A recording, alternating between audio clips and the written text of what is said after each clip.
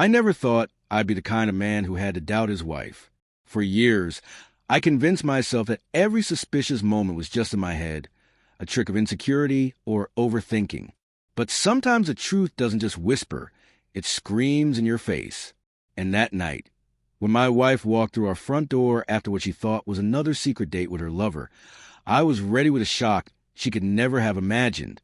It started weeks earlier. Small things, as they often do. Her laughter had changed. Not the carefree, genuine kind I used to hear when we first met, but something hollow, something that seemed rehearsed.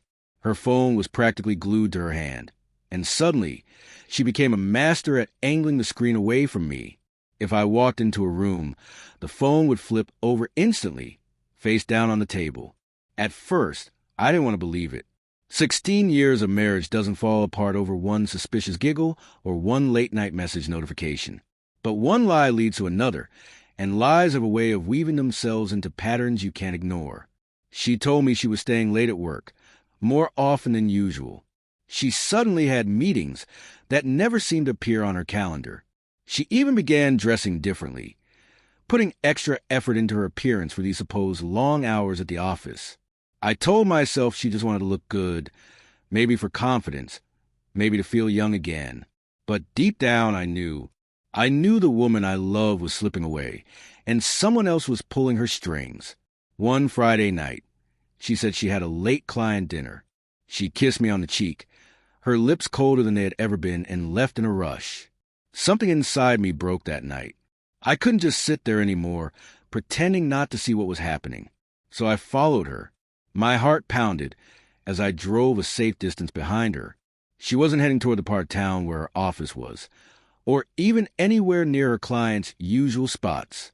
She drove straight into the city, parked outside a trendy little restaurant, and walked in with her head held high like a woman free of obligations. Free of me. And then I saw him, tall, younger looking, wearing a smug grin that told me everything I needed to know. He leaned in close, and she lit up in ways I hadn't seen in years.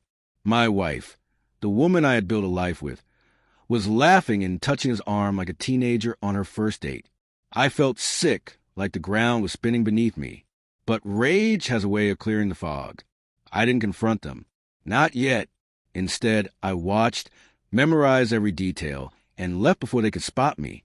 I knew I'd need proof, and I knew she'd need to be caught in a way she couldn't wriggle out of. Over the next week, I gathered everything. Credit card charges that didn't add up. Messages on our shared laptop she thought she deleted but hadn't. And finally, a photo I snapped myself when she kissed him outside his car. That photo wasn't just evidence. It was a nail in the coffin of our marriage. I spent those days preparing. Not crying, not begging, but planning. If she was going to betray me, then she was going to face the consequences head on. The night it happened, she walked in late again. Her perfume hit me before she did. Sweeter, stronger, like she'd bathed in it. I was sitting in the living room, waiting. She froze when she saw me there, like she hadn't expected me to be awake. "You're home," she said quickly, setting her purse down, her voice trembling just enough to betray her nerves. "Yeah," I replied calmly. I wanted to talk. She gave me that fake smile she had perfected over the years. "Can it wait?" "I'm exhausted." I didn't answer. I just slid a small stack of printed photos across the coffee table. Her eyes widened before she even touched them. She knew. When her trembling hands finally flipped the first page, her face drained of all color. It was a photo of her kissing him, her lips pressed against another man's in the middle of the street. For a long moment, the room was silent. I could hear her shallow breathing, the way her chest rose and fell as panic consumed her. What is this?" she finally stammered, still clinging to the idea that maybe she could spin it somehow. "It's proof," I said flatly. "Proof of every lie. Every night you told me you were at work. Every time you made me feel like I was crazy for doubting you. Proof that our marriage is nothing more than a game to you." Her voice cracked. "It's not what it looks like." I cut her off with a laugh. The kind of laugh you give when you've been pushed too far. "Not what it looks like. You're kissing him. Sarah, how else am I supposed to interpret that?" She started pacing, running her fingers through her hair, her voice rising with desperation. It was a mistake. I didn't mean for it to go this far. Save it. I snapped.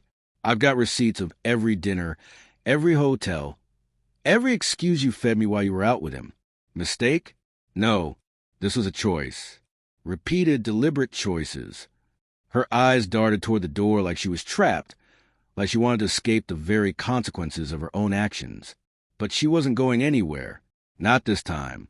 That night was the first time in our entire marriage that I truly saw her for what she was. Not the woman I had loved, not the partner I had trusted, but a stranger who had worn a mask for 16 years. And now that mask was shattered. But what she didn't know, what made the shock so unbelievable, was that I hadn't just caught her. I had prepared something much bigger. Because betrayal this deep doesn't end with a simple confrontation. It ends with a reckoning.